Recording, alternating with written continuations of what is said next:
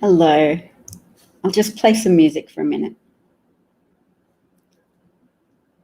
because it's important to me to have a little bit of a musical intro while we wait for people to join. So I usually play the sound of my brother playing the piano, his own composition. That's been my intro music lately. Just a few seconds. But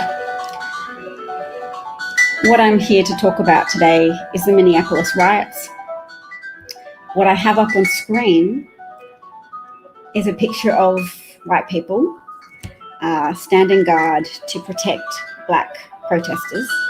I'll make it larger. This is in Louisville, Kentucky, which is the city where Breonna Taylor was killed by a police bullet, a lot of police bullets, in her home. I have been busy on Twitter. I, like a lot of other people, have been having some emotions about, I guess, what role I can play in something that it looks as if Trump is trying to add to the flames to make into a race riot. I just saw Joanne Reid call it not a race riot, but an uprising in response to not just one black man's death being on video in the past few weeks, but two, because we saw Ahmaud Arbery being hunted down by men in two separate cars who chased him. He turned around and ran the other way. Another car cut him off, and his death was recorded on video as well. But nothing has been so brutal to people's feelings as watching the agonizing 10 minutes of a man's death as his neck was knelt on by one police officer whilst two other police officers were on the rest of his body holding him down, and he was handcuffed and face down on the road. So I want more of us to do the bare minimum and to be like these white people, putting their bodies in front of the protesting African-American people. And it's really important because where are we going from here? I don't think Trump will back down.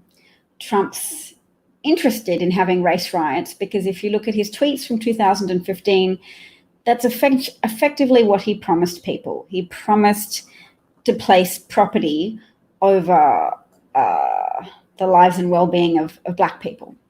And his election feeds into people's concern, white people's concerns, that they may have to lose property at some point, that reconciliation can't happen, that you have to let black people know that their place is to be in a state of subjugation, to exist in a state of fearing that they will be mistreated, so that they remember to not step out of line. I mean, in George Floyd's final moments, one of the things he asked the officers when he was saying, "I can't breathe," he said, "Please, I can't breathe, sir." Like he still was trying to be deferential in exchange for his life. And black people are saying, we're tired of offering deference when we can't even be guaranteed our life. We can't even be guaranteed basic decency from arresting officers. We can't be guaranteed that people who serve to protect other people will do anything other than murder us if they get a chance, and then help each other in achieving that murder, and then help each other in covering it up. I mean, the officers aren't in custody yet. Devin Chauvin, what's his name? His surname is Chauvin because it's very similar to chauvinist, and his first name begins with a D. Somebody will tell me. I'm also going to ignore the troll. Okay. So the man who posted this picture is Cy, and he said, yeah, it's a line of white folks forming a wall for black posters, as it should be. Black Lives Matter, no justice, no peace, say their names, Breonna Taylor. Because, of course, Breonna, as I said before, she was in bed at nighttime. Police used a no-knock warrant, got the wrong house, burst in, and Breonna's boyfriend fired his own weapon because he didn't know who was breaking into his house at 1 a.m. And police replied with a flurry of shots around various rooms of the house, and Breonna was killed in And she was a health professional, a paramedic, and she lost her life at a young age. And that's just one of the things we've seen of people who are Black being treated with an inadequate amount of care and concern, being treated with murderous indifference or just actively murderous intent. So I guess a lot of white people are upset, and it's still nothing. It's still not a candle to the amount of rage, fury, frustration, despair, betrayal felt by people of color. Joanne Reed said people feel hunted because there is no rest for them from these crescendoing stories. There's no rest on their social media feeds from seeing images of this, of George Floyd's death and his torment, and the glee and disdain for his life shown by the officer who murdered him in plain sight. I'm going to call it audacity, murderous audacity, to do something so criminal in full sight of people begging you not to do it, knowing that you're being recorded. He might not have known how bad it would look on video. Yes, this is the bit that if I talk about it will probably make me struggle to broadcast, but that's okay. The worst bit is when you see pictures of George Floyd alive and you see how strong he was and virile, and know that in his final moments he was tortured so out of his normal ways of being that he was calling for his mother, and she's dead already. So he's just reduced to this pitiful, helpless situation where you regress to being a child and you cry out for the one person who was kind to you in your well, not the one person, but the main person you see as being the fountain of protectiveness and kindness in your formative years. A grown man calling for his mother in his final moments. So that's a hard one. That's a hard one, knowing that police officers continued to kneel on his neck, or that a police officer continued to kneel on his neck, and other police officers continued to kneel on his legs while he begged for his mother, even having had his attempts to beg for being able to breathe. Oof. So Donald Trump is in power, and he'll stay in power until white people have had enough. Because there's a role for us. We have to collect our own, as it were. We have to do more to diminish the scourge of racism, which doesn't just puts a very literal boot on the neck of some African Americans, but also puts the rest of America in danger. We're just all part of the negative consequences, but the people who bear the brunt of it are African Americans. But our failure to care enough about their problems has led to the triumph of racists, people who, when evaluating, does it matter that Trump's racist, or does it matter that we think he's good for the economy? They went, okay, he's our champion. He says he will protect our property at all costs. He's the kind of person who, if there are riots, he'll say something like, when the looting starts, the shooting starts. People voted Trump in so that he would say that and so that he would do that. And until we persuade more white people that that's actually bad, it's actually not okay to be so fearful of, to so indulge your irrational fears that you put someone like Trump in power. It's not okay to vote for Donald Trump. Because when you put a liar in power, when you give a racist liar power, because he validates the lies you tell yourself, that Black people are to be feared, because if you don't oppress them, you'll lose everything you own, or you'll lose something that you own, and you don't want to be inconvenienced in any way, shape, or form by the needs of Black people. You don't want any of your taxes going to help Black people, or you think that's not going to work out for America. You don't like Democrats because they'll ask you to pay taxes to help Black people. Too much. No, let's not have that. Putting liars in power means you've given them the power to lie to you as well. Not only will they pleasantly reinforce the lies you tell yourself, but they'll lie to you about COVID-19. And they will lie to you about what they're doing to stop the pandemic. And they will lie to you about a manufacturing recession. They'll lie to you about what a tariff means. They'll keep lying to you, and they'll lie to you about the media and say you can't trust any source of information but them. Hi, Jeff. Hello. We've got Jeff, Mr. Ed, and Alan. Nice to see you all. Let's look at some more things on Twitter, and let's stay reasonably cheerful if we can. Records show that 17 complaints were filed against the Minneapolis police officer over his 20-year career. 16 complaints were closed with no discipline. So one man whom he shot said he tried to kill me in that bathroom. Derek Chauvin. Chauvin? I don't know how to pronounce his name. Derek Chauvin is the officer who kneeled on Floyd's neck as he was handcuffed. That's breaking news stories from Ken's 5 San Antonio. Okay. Well, let's have a look at what the complaints were.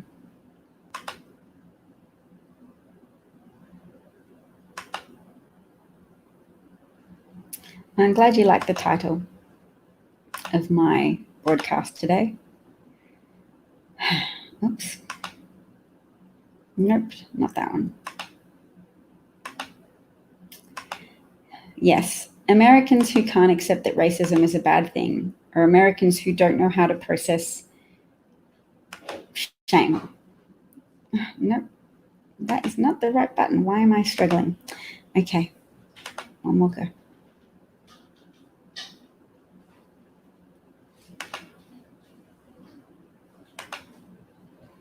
There we go.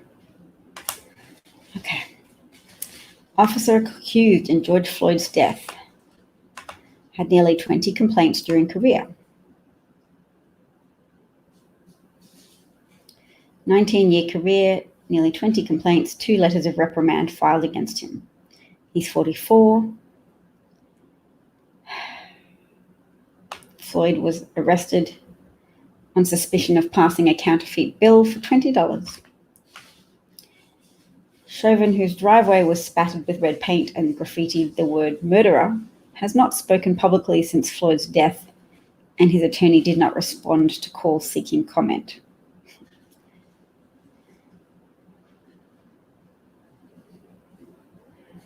Okay, so he moonlit as a bouncer at a downtown Latin nightclub, and you might have heard that George Floyd also was a bouncer at that same nightclub. So they may have known each other, but maybe not. Oh, wow. So this is one of the complaints. Chauvin shot Ira Latrell Tolles as he was responding to a domestic situation. So a 911 operator received a call from an apartment and heard a woman yelling for someone to stop hitting her. Chauvin and another officer arrived just as Tolles locked himself in the bathroom. Chauvin forced his way into the bathroom. Tolles went for Chauvin's gun, and Chauvin shot him twice in the stomach.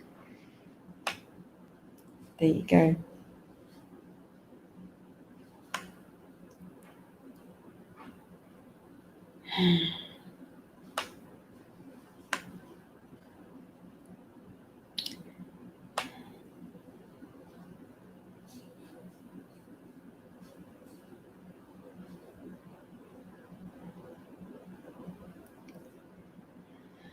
All right, I'm just looking at these complaints.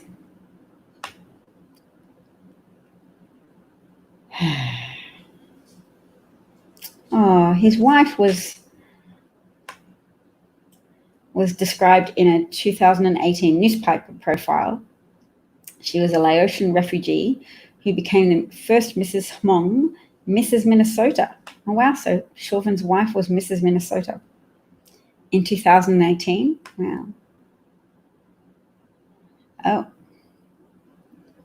He's such a gentleman. He still opens the door for me. He still puts on my coat for me.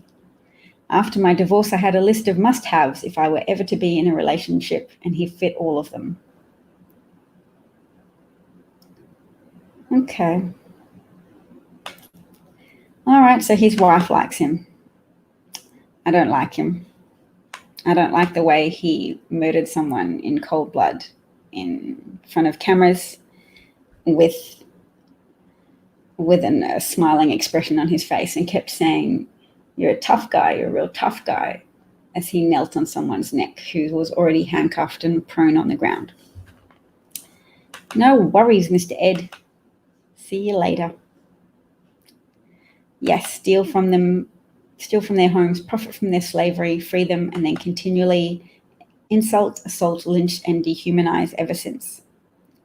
That was a good thing.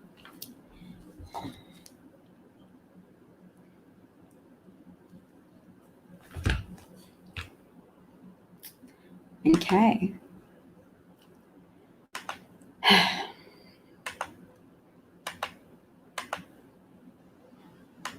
How's everybody else doing? I haven't asked. It's probably a difficult day. I don't know in what direction it's going to go for you guys. I'll be asleep. But I think it's hard. The title is derived from a quote from this lady, Alexandra Erin. And she wrote, "We are a nation of laws, and the law must not be mocked if order is to be restored. I hereby call for all protesters suspected of participation in protest or involved property damage to immediately be placed on paid administrative leave while they investigate each other." So that's an ironic haha joke. David French is a conservative chap, senior editor of the Dispatch, columnist at Time magazine, Iraq vet. I seem to remember he has some adopted children, foster children, because I noticed he was defending Kavanaugh during the Kavanaugh hearings. So not a particularly big fan, but I still take it as a barometer of public opinion when even some conservative pundits are saying, "Good Lord," to Donald Trump. Because when there is broad opposition to him that includes even some Republicans, then he may potentially back down a little. He doesn't like backing down. He wants to, it's always the macho posturing and how much can he get away with. And if people push back on him, he can just sometimes be motivated to test the boundaries still further. How much can I get away with? And so far the answer's been a lot. He can still do a lot without being removed from power. So some checks and balances have slowed him down. Some have stopped him from doing some of the things he wanted to do. But like the Muslim ban, he usually comes back and tries again. His whole character is just trying it on. And the things he tries on are often criminal, exploitative, very self-serving.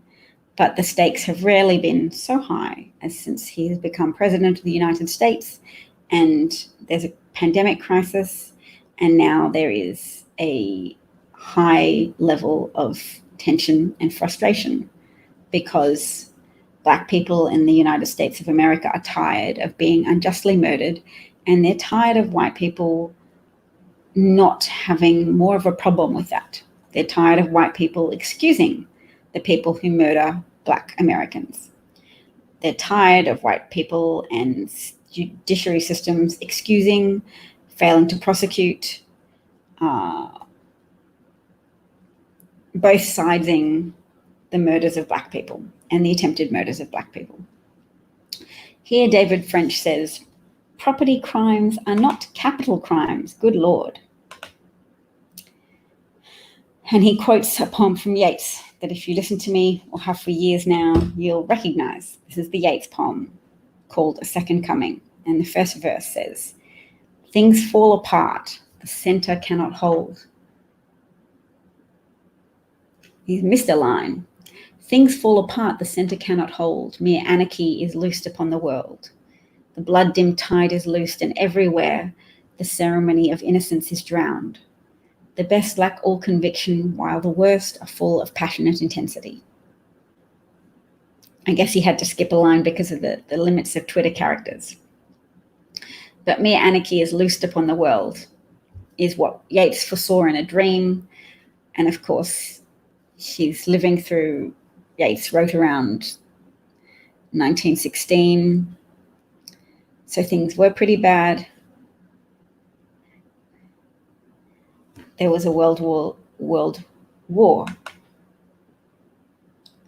So yes, David French is responding to Trump's tweet that when the looting starts, the shooting starts, that he wants the National Guard to start killing Americans, killing Black Americans, just as they did in 1968.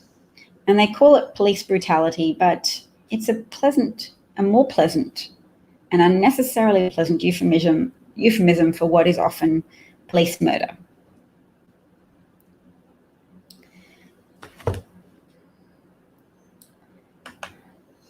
Yes, don't blame Twitter. Twitter is the only standing up to Trump more than Republican senators did. They're doing something. They took some of his tweets and put them behind a shield so that you have to click on it. You have to acknowledge that Twitter has labeled the tweets as inciting or glorifying violence. Glorifying violence. It's inciting violence, but anyway, both. So David French was trying to share Trump's tweet. And so you can see that there's a sign here that says view.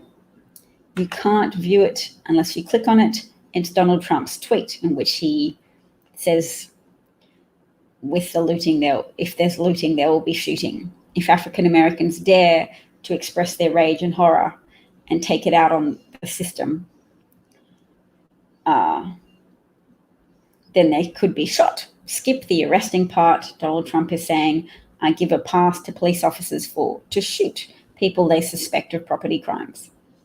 No trial, no anything. The punishment has to be death, and he's authorized it for being delivered at the hands of anybody that Trump gives authority in that situation, be it the National Guard or police officers. And that tweet is Donald Trump's pass for people with authority to murder African Americans. So, yep, Twitter put it under a shield, but Trump's already put that message out there. Trump's Twitter account should be pulled, and maybe it will be. Kamala Harris advocated for his Twitter account to be pulled a long time ago. Was it in the presidential debate? So perhaps in 2019, she said his Twitter account should be pulled. But other people have pointed out that Donald Trump is effectively the economic engine of Twitter. He drives a lot of the content. And also, it would martyr him even more. But at the same time, Kamala was right. He should have been removed from Twitter because it's not worth the argument about how martyrdom will impact on Trump's chances and on Trump's appeal. It's the repercussions of his actions. He's used Twitter directly to give a pass to police. They could even potentially use that in court as a defense. Oh, why did you shoot? Why did you kill? Why did you murder African Americans? Why did you shoot them? When you only suspected them of committing property crimes. You can't shoot people for stealing something. And they'll say, well, the president authorized me to shoot. I took that as a direct instruction. It's not worth my pay grade to disobey an order from the commander in chief. He told me to do it. He told me to shoot people who were looting. So lots of people might take Trump up on that. And that's not going to diminish the current problem of nationwide unrest and uprisings. And there is still a pandemic, and mass gatherings still do spread the virus that feeds that pandemic. So Trump is inciting African Americans to risk their own lives and the lives of other people by inciting them to feel even worse than they do now, inciting them to feel even more outraged that the president is actively soliciting racist police officers who might be ready to jump at the opportunity to shoot African American protesters.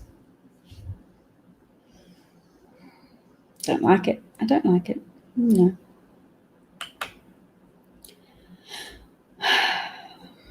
Okay, more things.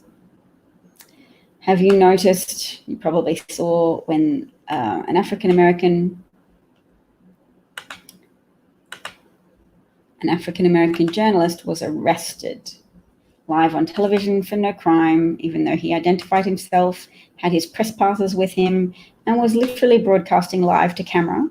So there was no possible way of mistaking the fact that he was part of the press. Let's have a listen. This is Josh Campbell.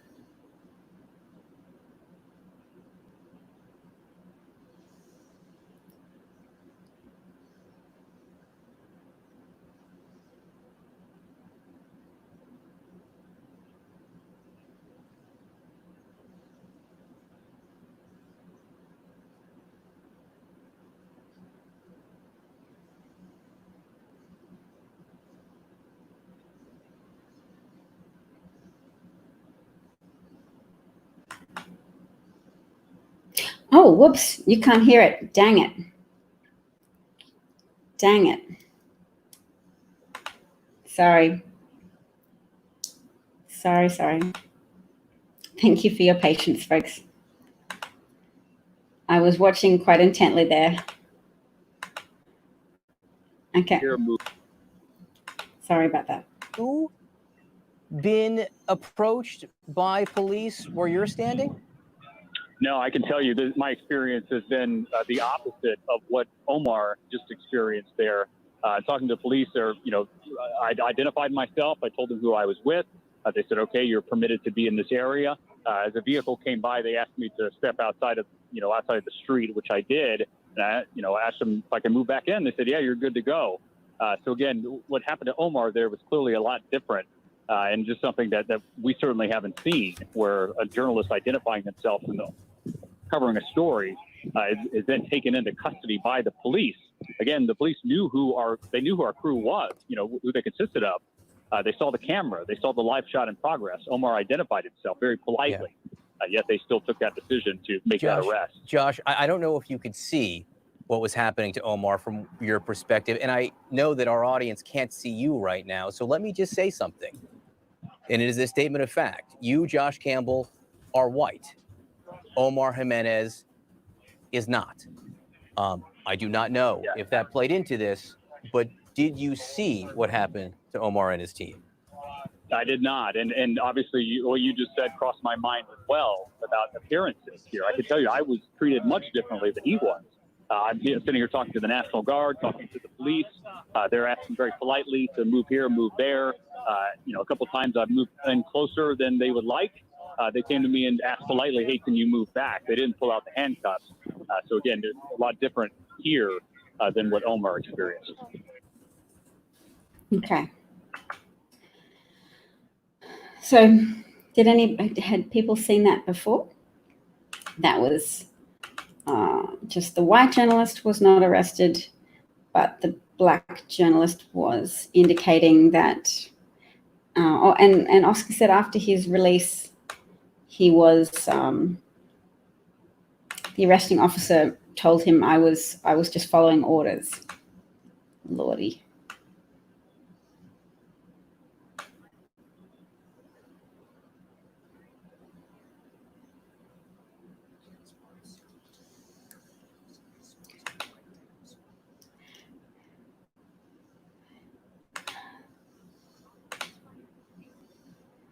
Okay. Sorry, I was hearing an ad play on screen, one of those autoplay ads. Okay. This is a diversion to talking about COVID-19, which is just that medical professionals have been telling BuzzFeed that the number of people, the official numbers of people who died of COVID, are not consistent with the number of deaths they're seeing on the front lines. But particularly Florida seems to be concealing some of its deaths in the pneumonia deaths, the pneumonia category, rather than recording them as COVID-19. Someone's speculating that Trump is likely to leverage the Department of Justice to go after the news media in multiple ways, either through broadcast licensing requirements, antitrust lawsuits, or other means. He will likely try to leverage legitimate public policy needs to intimidate people who can harm him. So it's us to harm him through the means of communicating. It's hard when Trump will be attacking normal media, but there are ways of circumventing the normal media. We can form groups and put up posters about things in which reality disputes with Trump. So we don't have to call him Trump names or say he's a fascist. We can recognize amongst ourselves that, yes, he's a fascist and a tyrant and is very bad for democracy and for America. But to persuade people who don't easily see that, to persuade people who fell in love with Trump's scriptwriter on The Apprentice and therefore think he's good with people and good with the economy and good at solving problems. It's very hard to deconvince somebody of something when they accept television as truth. Or at least they accepted it when there was a reality TV show on, and they just don't accept it now that beloved to them reality TV host told them not to trust the media. But there are certain areas in which we can look at public surveys, public opinion surveys, and go, well, where does public opinion differ significantly from what Trump's trying to say? And then we can put up posters to cement their feelings on that subject, that to be safe, they need to do something, and that something just happens to be the opposite of what Trump recommends.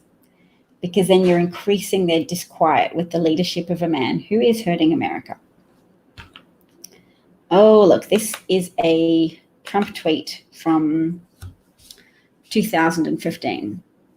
This is Trump trying to sell himself to the people of America as someone who will defend white people from being robbed and assaulted during riots. So he set himself up to be the cure of riots. He's always going to try and describe Democrats as being weak. He's someone who wants to convince people that he's racist enough, or he embraces racism enough to be able to make sure no property crimes ever occur to you, because he'll kill people. He'll authorize the shooting. He's prepared to throw the lives of African Americans under the bus rather than allow white Americans to experience any inconvenience. Now, being assaulted is more than an inconvenience, but it plays into the overly active fear of conservative people. Scientific studies often say that people who vote for Republicans, people who vote conservative, brain analysis shows that they have an enlarged amygdala. So certain threats they feel more keenly than other people.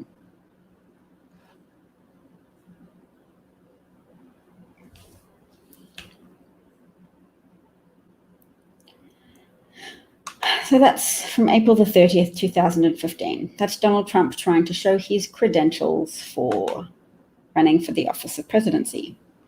And indeed, that would have brought him popularity across parts of America that want America to try less hard to solve the problem of endemic racism and institutionalized racism.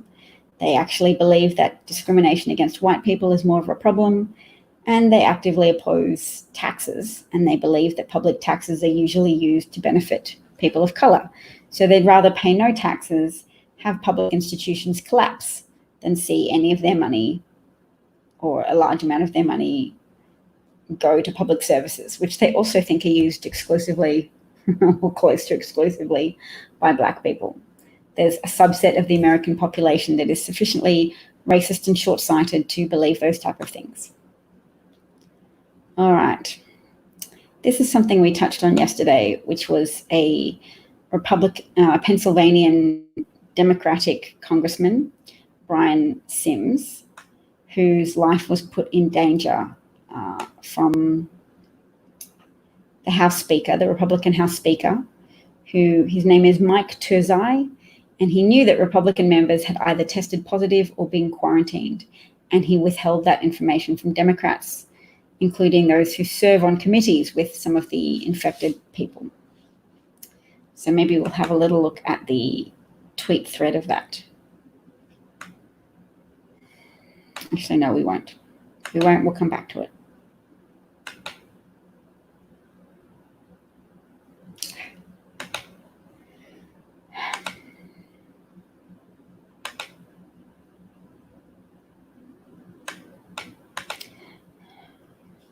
Jeff, are you saying you want to talk about COVID?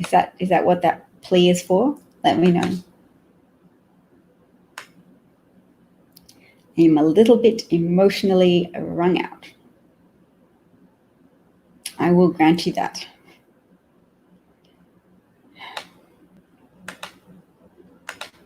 This is an important point. If white people are upset about Minneapolis, you need to go read up on what we did to Black Wall Street, the Tulsa race riots, which is just white people burning down a black area because the black people had achieved a reasonable degree of affluence, and that hurt them emotionally too much to see to see black people attain financial well-being for themselves by their own efforts. It messed with their preconceptions too much, and they were prepared to burn down the houses and kill people of color in order to process their enraged feelings about that.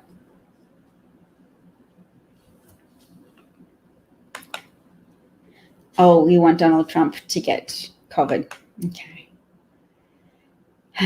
So Corbin, Kentucky, I don't even know about that particular massacre, whatever that is. I've heard of the Tulsa Black Wall Street riots. Massacre. And Corbin one, I just don't even know yet. I've heard of the Rose. Okay, let me find the Rose massacre. Rose Creek massacre or Rosewood massacre? Rosewood massacre. Okay, that's a black town that was burned and destroyed and people massacred in January 1923 in rural Levy County, Florida.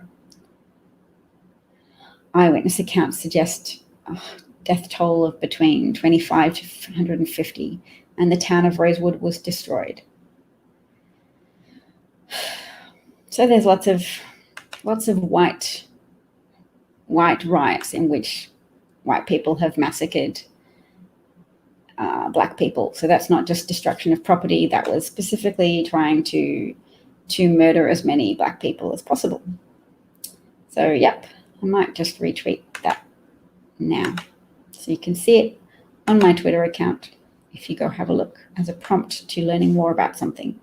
There's always room to learn more about the terrible things that white people have done to black people, because regardless of whether we look it up or not, black people know. So it should help us to understand some of their actions if we want to understand and acknowledge that there is a great deal of very, very outraged and very, very upset people with a history of being targeted in a very murderous way, and people who then complain about property damage. Not to forget as well that in 2017, Donald Trump told police to not be too nice to arrested people, and police officers cheered. Although some police chiefs and local police departments pushed back against his comments, that in that context of that speech in that moment, Donald Trump acts personably with the crowd. I'm one of you and I respect you. He knows he's got that command touch of, if he's with an audience that likes him already, he can increase that liking by playing to their ego and saying, you guys are the best. And whatever you want to do, you should be allowed to do it. You should have permission to do that.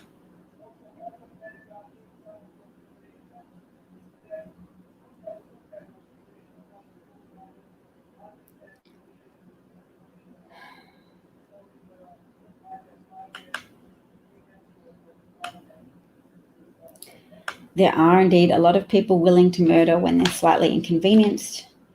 And I thought Amy Cooper would be a longer story just because it was so startling what was exposed, that a white woman who was irritated to be challenged about a leash rule for her dog, rather than comply with the law when she was asked to do that, she rather went, I'm just going to tell cops that there's an African-American man here threatening my life, i.e., I'm going to tell the cops to come in here with guns drawn. And if some of them happen to have an itchy trigger finger today, well, that's just going to be too bad for you, man, whom I resent for challenging me on my law-breaking ways and my unrepentant law-breaking ways. So I thought that would be a bigger story and for longer, because it was an invitation to help white people understand something. Not all white people, but certainly anyone who had significant room for improvement, to stop excusing people when you could see that lady lie to camera and that she wasn't being threatened and that she didn't feel threatened. She was just announcing what she would do because she didn't like being recorded and she didn't like being told off about the leash. She didn't want to put a leash on her dog. Rather than have the inconvenience of admitting that I'm wrong to keep my dog off the leash, instead, I'm going to put on a frightened voice, call 911, and get the police to rush over here with weapons drawn because a woman is sounding hysterical, that she's being threatened, that she's fearful and afraid.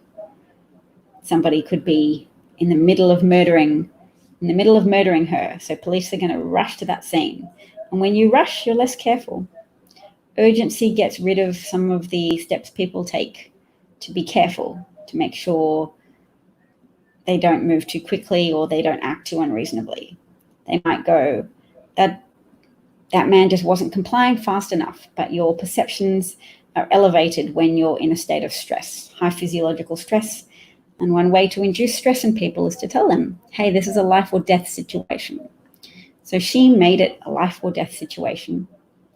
She made it more likely that police would overreact to anything they saw or any perceived slowness on Christian Cooper's part if he held up his hands too slowly or didn't lie on the ground flat enough or looked as if he was reaching towards his pocket. Christian could have lost his life very easily as a consequence of Amy Cooper's actions. But we don't have space to talk about that anymore because her attempt on his life was unsuccessful. Whereas we've, in the days following that, seen a police officer literally on camera take the life of a black man. And we don't have to pretend that George Floyd was innocent. We just have of any crime. But we can still say, murdering someone on camera is still not fair. And people don't have to be perfect to deserve human rights. It's not a proportionate response to murder someone because you suspect them of passing a counterfeit check. Nope.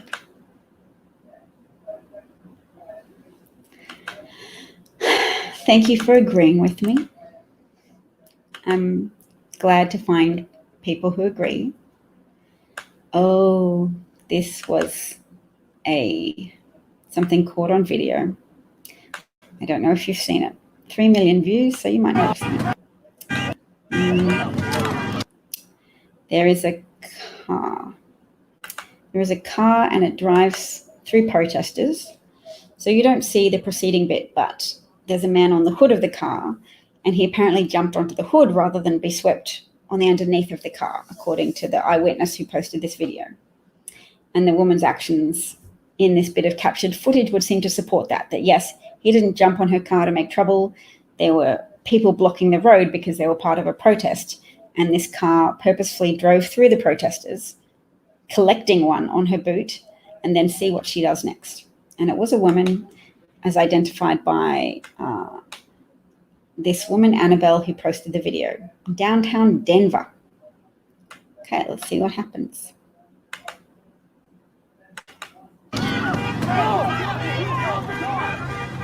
Watch out!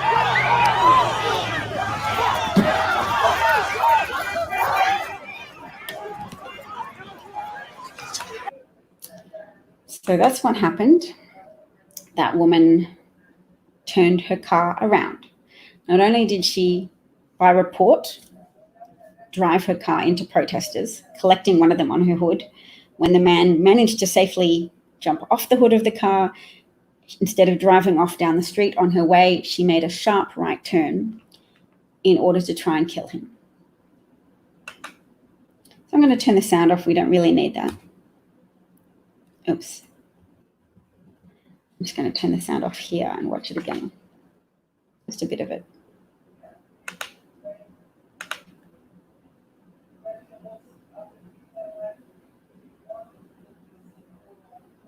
So he's okay. He managed to roll off. He was safe. He even runs off down the road after her car, because I know that will be something that concerns people. So he was fine, physically speaking. He might not be fine in the long term, realizing that there are people out there who hate him enough to just try and kill him with their car. That might be something that causes him more of a psychological toll in the days to come. But yes, that was a female driver trying to kill that young man. And in the comment section, you still had so many people saying, yep, well, of course she would. Why wouldn't you? I too would try and drive my car through protesters. That's what they deserve. Shouldn't block traffic. And people were like, well, she didn't just even drive through the protesters. Like, if you're even going to make that argument that it's fine to commit vehicular homicide provided it's against protesters, then how can you even still justify that she turned around and tried to run over the man? They don't respond to that, but they just don't care. You would presume they're still just saying to themselves, no, anything, playing video games. What's the video game called where you run people over? I don't know what it's called. Rampage? Someone else will know, but it's not super relevant. But in GTA, what's that short for? GTA, Grand Theft Auto. Yes. So many people in the comment section of that video acted as, well, they were extremists, the kind of extremists who said, yeah, it's fine to drive as if you are in a game of Grand Theft Auto and taking people's lives have no consequence. And that's one of the reasons why, aside from the ethical need to stand up for people of color and say their humanity is the same as ours, and whatever rights we have as American citizens, those rights and those protections should be granted to people of color, and they should not be the target of murder, of murdering police officers. They should not be treated as if their lives have less value than others in a systematic way. That's very obvious to the people who are the target of that type of murderous activity, but is sometimes overlooked by white people just because they can't relate to it and they don't engage with it and they don't make the effort to be sympathetic. So I know I've made progress on this journey, and that I've previously been less sympathetic and not understood the degree to which it was horrific. Now, it's not just technology that's helped. Seeing video footage really has helped, but also just reading and bothering to read more of the details.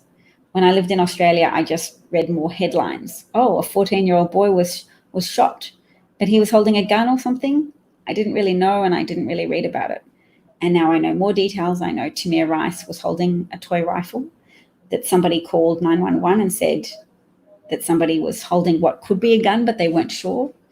And I know that a police officer pulled up, and within seconds of arriving at the park, he shot a 14-year-old boy holding a toy gun dead. And that as Tamir Rice was bleeding to death in the park, officers prevented his sister from running to his side and instead handcuffed her so that she couldn't comfort her brother in his dying moments, or ask them to give him medical assistance so that he didn't bleed to death. And he was 14, so I know more about that now. So there's hope to help white people break out of their bubble of indifference. There's hope to help people make more of a journey.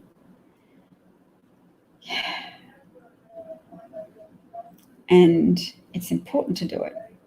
White people have to do more of that labor because Black people are exhausted from trying to explain to people that their lives should have worth, and that making excuses for police officers who kill Black people is very painful and disrespectful to them. And that it's not just justice for George Floyd that they're arguing for.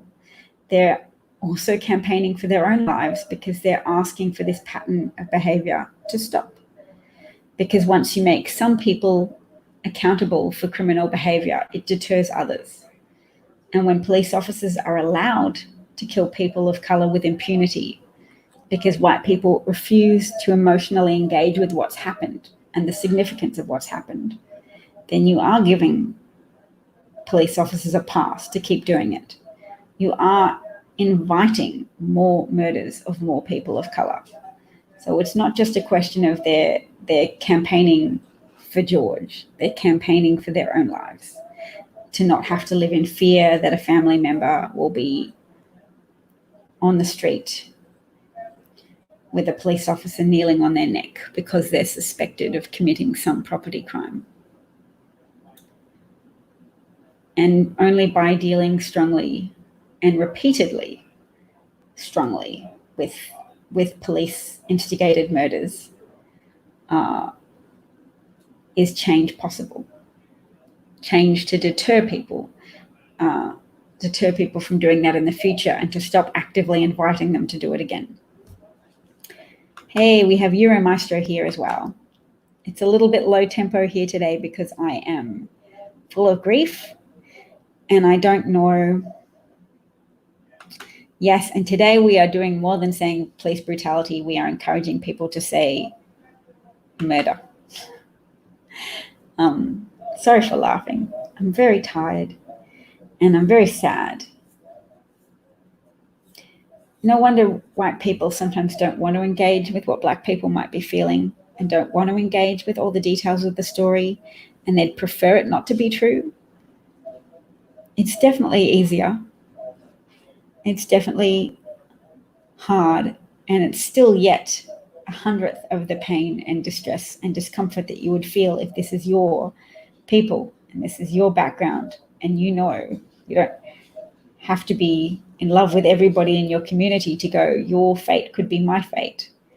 And the injustices that are meted out to you are also being meted out to my heart, because then I have to fear for that, for the people I love, and burn with the injustice of that happening to my people.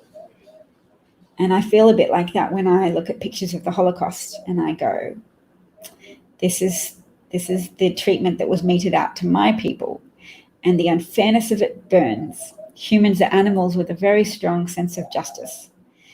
And that sense of justice is not always activated for people whom we don't consider to be in our tribe. So Black people are burning things to say, hey, America, stop thinking of us as not part of your tribe. Stop failing to engage or respond appropriately to injustice when it happens to one of us. Stop excusing murders of these type of Americans, of these color-skinned Americans. Just stop excusing it, because your excuses are allowing it to keep happening. So your excuses are part of it happening.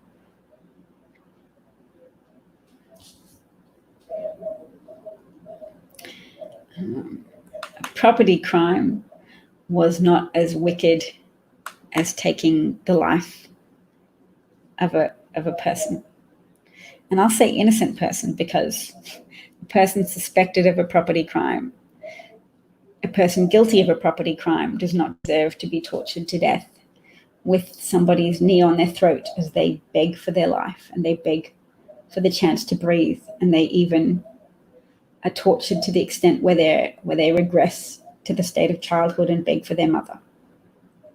That is never okay. And it was not okay. And if you are not tormented by that, I wouldn't go so far as to describe you as less than human, because humans are very capable of lying to themselves over and over again in a very convincing way. So I would never describe you as less than human. I would just describe you as currently lacking a level of compassion that is required for society to function effectively, for society to be cohesive, for society to be just, for society to not be burning. So yes, extrajudicial murder, that's the name for people dishing out death as a response to a potential crime without going through the whole justice system or anything.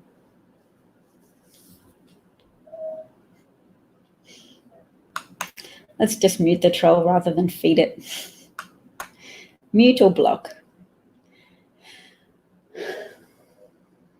Property damage is part of an uprising of people whose experiences of terror, whose experiences of the consciousness of unaddressed persecution, of having their complaints that they were being persecuted on the basis of their race, on the basis of their skin color, dismissed and disregarded for a long period of time.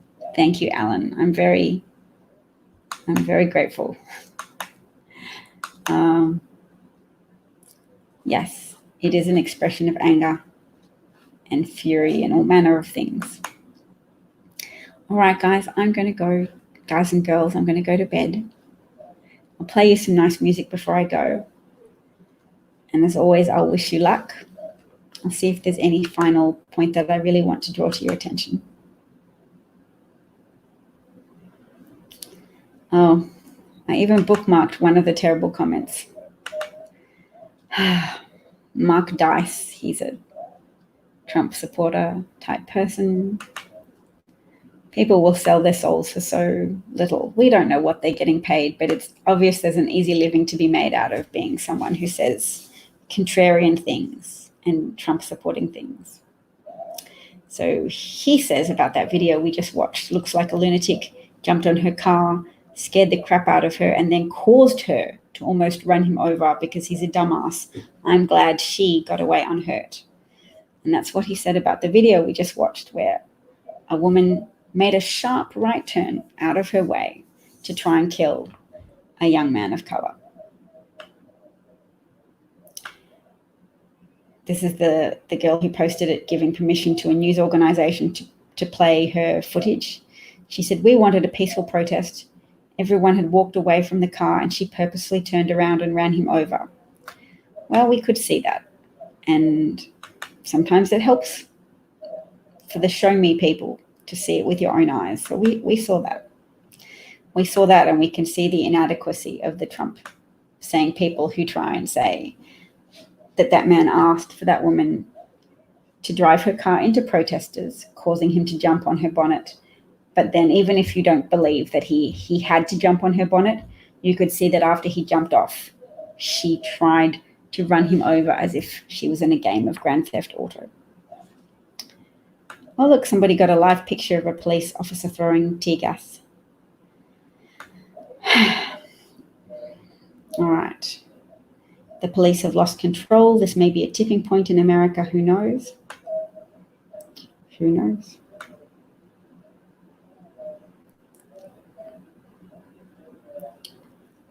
Oh, this was a thread, which I'll show you. COVID-19 related thread. It's a thread on selection bias, COVID-19, and testing, and a failure to detect community spread in the US that cost us a month or more in the pandemic response. So he is writing a book, and he's devoting a chapter to a class of statistical pitfalls known as selection bias. So people probably know that already, but let's have a look. Selection bias arises when you try to sample individuals to understand what's going on in a population, but the individuals that you sample differ systematically from the actual population of individuals that you want in your study. So he gives an example of selection effects. So a psychiatrist marveled at the asymmetry in how psychiatric disorders are manifested. 1 in 4 Americans will suffer from excessive anxiety at some point, he explained. But in my entire career, I have only seen one patient who suffered from too little anxiety. And that's an example of how he is blind to the fact that the people who suffer from too little anxiety are not people who go and see a psychiatrist. They don't say, hello, I need help. I lay awake night after night, not worrying myself to sleep. But people with too little anxiety take risks. They don't go to shrinks. They end up in prison or Wall Street or in the Oval Office. Too little anxiety. That's selection bias for you. That's a psychiatrist who's just seeing the population of people who seek psychiatric help rather than realizing he's not dealing with this proportion of people afflicted with psychiatric problems. He's just seeing the type of people with psychiatric problems that have the predisposition to seek help.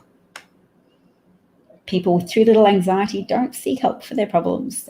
They just get in prison or on Wall Street, losing lots of money and causing financial crashes, or laundering money and ending up in the White House. So one of the White House talking points during February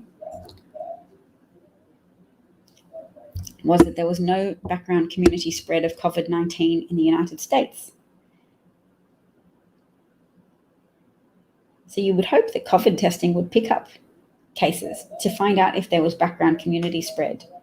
But in February, the CDC's testing policy required that to even be tested, a suspected US case must have either traveled from Wuhan or later from other places, other areas in China as well, or have been in contact with a positively diagnosed case. So there was no way of detecting background community spread because they were only testing people who got it not through community spread, but who got it directly from China or directly from someone who'd been to China and had a confirmed case. So that's not community spread. Contacts of cases of travelers from China and travelers from China. That's just testing direct contacts and making everybody else ineligible. And yes, so countries that did not identify the asymptomatic cases spreading, or just the cases in the community, be they asymptomatic or not. If you didn't test the community, then you couldn't detect community spread. Nope, there's no community spread. How do we know this? Well, we didn't test for community spread and we didn't find it. Hey presto, no community spread. Why did the CDC act like that? Who is perverting the CDC? We can guess. So that is an extreme case of selection bias. When your sampling criteria exclude any possible cases of background community spread, there is no chance of observing such spread, even if it is occurring broadly. So that was exactly what was happening. It was occurring, and America missed detecting it.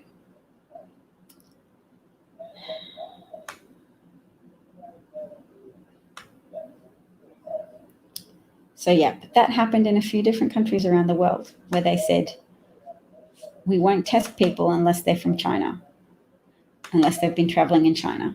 You had to qualify for a test. And it was one way to conserve resources.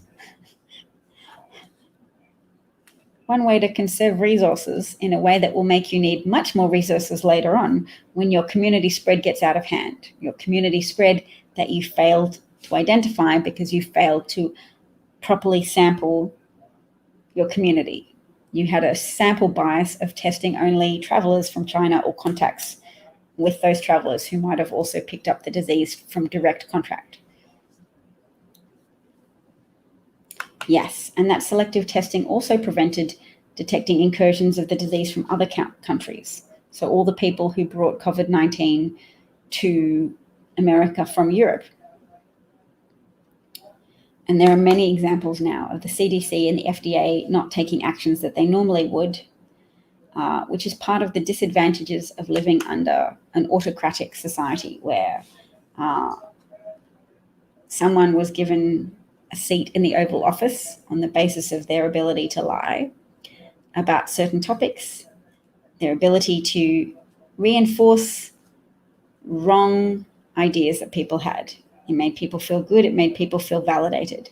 When Trump said Mexican immigrants were the problem, it's wrong. Mexican immigrants are not the problem.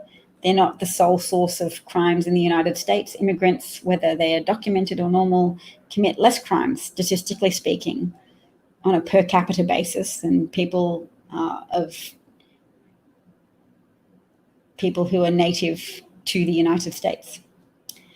So feeding people's self-deceits gave Trump power. And by rewarding someone for lying to you, those voters gave Donald Trump the power to lie to more Americans, and lie in a very potent and very damaging way. So thank you for listening to me today. If you have questions on what I think people can do to help, I think it's probably a good day to donate to Black Lives Matter. If you want to check it out and see if it's a valid charity. I've seen it recommended by some celebrities, so I'm going to trust their judgment. I think it's a good day if you're looking for action to look at Barack Obama's account, because he's tweeted a link to Vote Save America, which has strategies for registering people to vote. I think young people will be very additionally motivated to register to vote at the moment, because young people are often drawn to protest situations, to active conflict. They're less likely to want to vote if there are issues which they don't feel confident making decisions about. So when people talk about the economy, young people might think, well, I don't really yet understand how the economy works. I don't pay taxes yet to any substantial degree. I'm not entirely sure how this works. I'll just let older people take care of that. I won't go out of my way to vote. I mean, some young people do. The average, I think, is about between 11 and 20%. And it rose as high as 36% for the midterms. So I think we'll definitely see a repeat of that, because the midterms, 2018 midterms, was a referendum on Trump, and young people were keen to say, yep, no, we recognize that Trump is bad. That's a lot of the issues that young people think about, racism, acceptance, inclusiveness. They discuss that in schools. That's part of their lives, whether they're bullied or not. Young people learn a lot more about that through their direct experience than they learn about what makes an economy tick. They have less developed opinions about the economy, in speaking in a generalized collective sense. So I think you're going to see at least 36% of young people vote. And if you want to be part of helping that, go to votesaveamerica.com to find that. Black Lives Matter, if you Google that and find their registered charity, good day for that. And also speak up. If you're white, you have moral authority with other white people. People often listen, particularly racist people, who are more likely to discount the opinions of black people. Speak up to white people who might at least be wavering. And if you hear them say, well, George Floyd, maybe didn't deserve to be knelt on for 9 minutes, but I mean, it's just disproportionate people rioting, and say, well, do you really feel that you've made an effort to relate to people who have heard about so many people recently being murdered or whose murder, a significant factor in their murder was the color of their skin. A significant factor in their treatment was the color of their skin. How would you feel? Take a moment to think about how you'd feel if you thought that, if you'd seen videos of people being killed because of their skin color, people chasing white people down in trucks. It's hard. It'd be so hard to get people to engage with what it would feel like to be black right now in the United States if they've never made the effort to do that on their own. But sometimes hearing more details can help. I'm glad my voice gives you hope. What is this point? We need to ensure political independence to public health officials and organizations, just like we do with the central bank. That sounds nice. Isn't the Federal Reserve under a little bit of pressure from Trump as well? Because he keeps tweeting about how terrible the Federal Reserve are. Anyway, I'll play some music so that I can signal to everybody that I'm ready to go, and that you have heard all that you're going to hear from me today. my brother's piano music.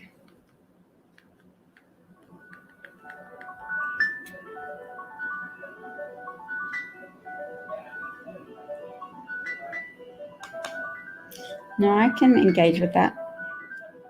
It wouldn't be any good.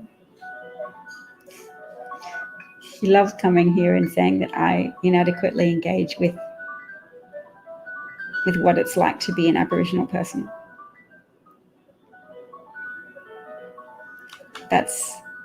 That is the focus of my broadcast, Nigel. I came to this topic from a background of being Jewish and responding to fascism. So I do also think the Australian government is corrupt, and that racism in Australia has helped give corrupt politicians in Australia power and access to power. But the people who first listened to me, if you've seen my Twitter account, were Americans, that I spoke to them and that encouraged me to speak up further. And I don't have influence with Australian people yet. If you want to help me get influence with Australian people, that's fine and great. And maybe you and I can do a broadcast together one time. But until then, this is the fight that I've got involved in. And this is the fight where people have welcomed me receptively and given me power to talk to people and be listened to. I'm also don't live in Australia, and my family are moving to the United States, and America is who I'm fighting for now.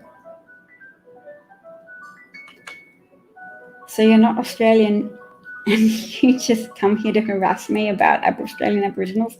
I thought you must at least be an Australian Aboriginal.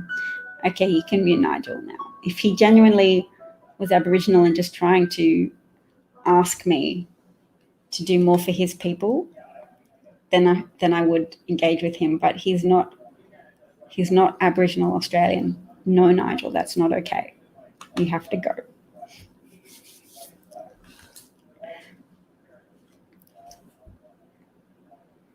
And I can't believe I had that conversation to my brother's music. I'm going to have to listen to a little bit more now.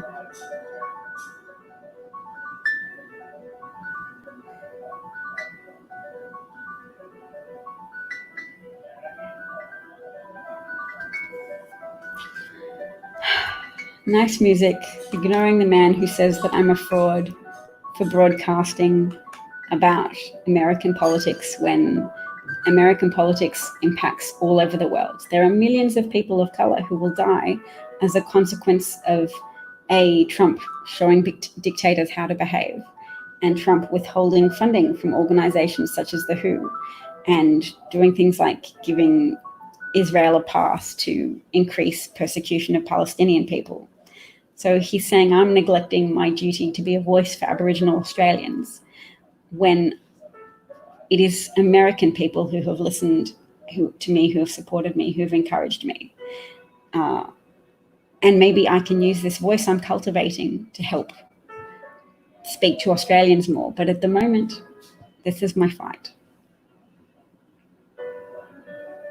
You're right, I don't have to justify it, do I? It hurts because it hurts a great deal, but I guess I engage with him in his criticisms because maybe there is some slight justification to it, that it's easier for people to be on an emotional high horse for a problem that they can say, well, I'm not directly guilty in this. I'm not American, so I can discuss American racism safe in the knowledge that I'm not guilty of American racism. I'm only guilty of Australian racism. But this is still a broader topic of racism that I'm talking about, with examples from this ongoing American situation that has repercussions for everybody and that resonated with me, that I heard echoes of what happened to my great-grandparents. And when I say what happened to my great-grandparents, I mean also what happened to my grandmother, because even though she survived her whole life, she knew, she lived with that, what was done to her people, that weight, that metaphorical boot on your neck of going, you are less than human because we have treated all the people from your background in this incredibly inhuman way, and you carry the stigma and the weight of that. What did I do to deserve this? What did we do to deserve this? Did we anger God? Some Jewish people ask themselves. I read an account from someone who thought maybe the Jewish people did anger God.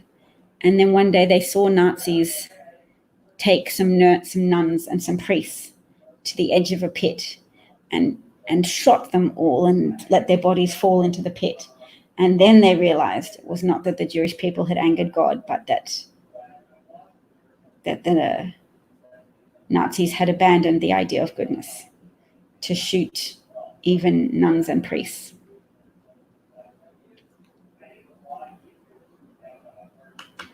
So exactly, the whole world should have condemned the Nazis, irrespective of whether they were Jewish or Germans, etc. And the world was too passive and too inclined to laugh at Hitler as he increased his power, as he used that laughter against people, because his followers thought, nope, don't call us stupid. By calling him stupid, you're calling us stupid. We're not stupid. We have things that we want, and he will give them to us.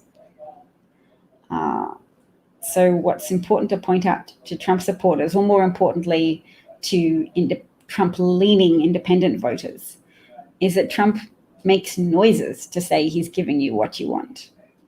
And if you want just African-American people to be shot, regardless of what else he does, then I guess you're getting what you want. He's giving people a terroristic style pass to go around and shoot African Americans. He's empowering violent murderers, but he's also economically ruining you.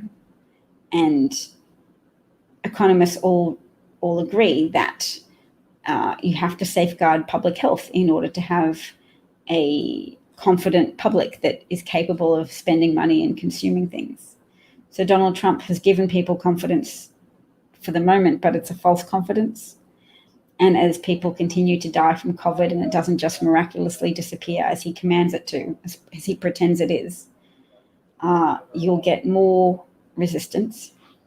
And we have to keep priming those people with information. Those people need to know that Donald Trump damaged the United States economy in 2019, before there was any such thing as an under-controlled pandemic on the loose in the United States. That he lied to people about what a tariff was, and he lied to Americans about what it was costing them, what it was costing American businesses, and what it was costing the manufacturing industry. And Americans are paying a very steep price from Trump's willingness to do anything to conceal things that might hurt his political standing with the people who vote for him. Between 40 and 50% of Americans who would at least entertain the idea of voting for him. So please, keep looking up details about the manufacturing recession and sharing that with people, because they don't care if you tell them they're racist. They don't care. Tell them racism hurts everybody because it gives corrupt politicians a pass to trick you.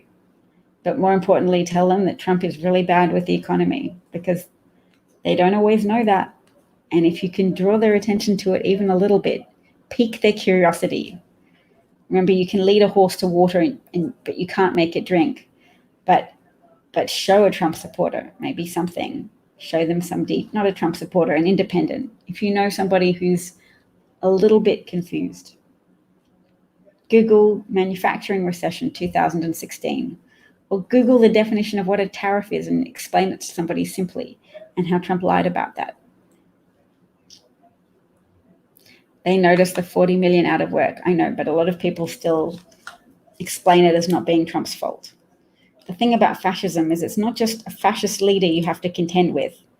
It's the fact that half the population gets mesmerized by it. Fascists don't have to convince everybody to be successful. They just have to have at least 30% of a population be really full-throated and adoring and just difficult to argue with, because they'll threaten your life if you tell them that Trump has to go. if you've heard all of the people who literally threatened that they will take up arms if Trump got impeached. I mean, not impeached, removed from office. Trump feeds into those delusional people. He says key words that they like. Yes, Trump is telling us about the Q keywords. There's a growing number of crazed people in the United States who have been encouraged and supported in their craziness by Donald Trump, because he is desperately afraid of getting out of office, and his backup plan is insurgency. If he gets voted out, that people will take to the street with guns and create such chaos that people will say, well, they'll make some kind of deal, either that Trump gets to stay in power so that nobody else gets hurt, or that we promise to not charge him with anything, or let him leave the country, let him take the helicopter and get out of town. That's my thought on the matter. I met a man on Facebook 3 years ago now who said, if Democrats try and remove Trump or try and charge Trump with anything or any of his children, he said, we will be in the street with guns. And he said, there are millions more like me across the diners of America. I think he called himself like a diner person. Yes, it is scary, but truth will survive. Yes, goodness and truth always survive in some form. And we are just trying to be on the team of people that are not the type of people that were passive in the face of Nazism. We're trying to be the type of people that are allies to the people that are hurting, for their sake and indeed our own, because it helps when altruism is recognized as self-serving. Altruism doesn't just have to be pure. We can say, yes, we're going to be your allies. And we recognize now that racism and just ignoring racism, passive racism, really hurts everybody. It especially hurts you, but it hurts us all. So, towards a more perfect union. Oh, dang it, music. There you go. Love you all. Thank you.